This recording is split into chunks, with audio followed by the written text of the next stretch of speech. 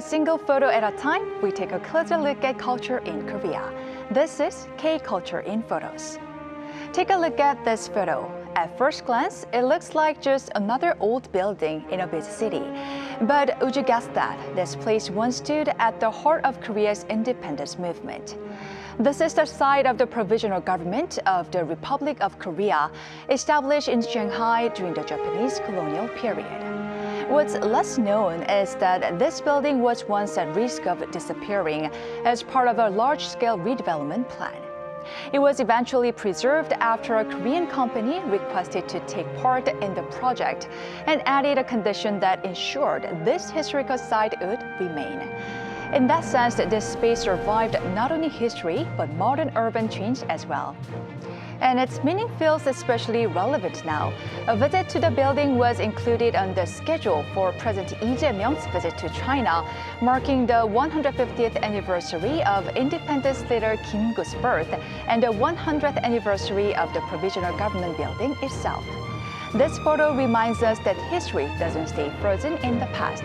It continues to shape diplomacy, memory, and the choices we make in the present. When we think of winter sports, most of us picture skiing or snowboarding. But for some people, winter brings something a little more extreme. This photo shows ice climbers scaling a frozen waterfall in Incheon County, Gangwon-do Province.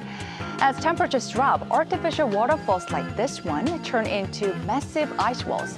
And that's when climbers arrive armed with ice axes and crampons.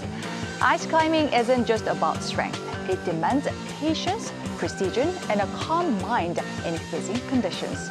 What's interesting is why people choose to do this. For many climbers, winter isn't something to endure, it's something to challenge.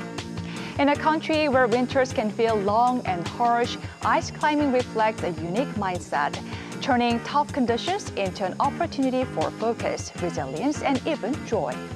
Instead of waiting for spring, some people choose to face the cold head-on. The Winter Olympics are now less than a month away, set to open on February 6th. But this photo isn't from a stadium or an ice rink. It shows Korea's national team athletes training quietly in a gym, lifting, repeating, and preparing. In Korea, becoming a national athlete means more than competing for yourself. It means carrying the weight of expectation, pride, and sometimes pressure. For these athletes, the Olympics aren't just a two-week event. They're the result of years of discipline, routine, and unseen effort.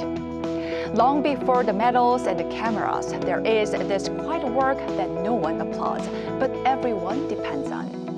And as the Winter Games approach, this is where Korea's Olympic story really begins. If you've ever spent the winter in Korea, this scene might look very familiar. 붕어빵, a fish-shaped pastry filled with sweet red bean paste, has long been one of Korea's most beloved winter snacks. In the past, you could find 붕어빵 carts almost anywhere once the weather turned cold. But as street vendors have gradually disappeared, finding a place that sells it has become surprisingly difficult.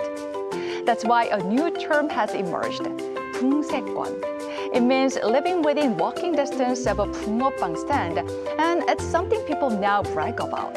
So much so that local apps now map out 붕어빵 locations with users sharing tips like prices, opening hours, and even reviews saying they are generous with the filling, or both the classic red bean filling and the newer custard version are just as delicious.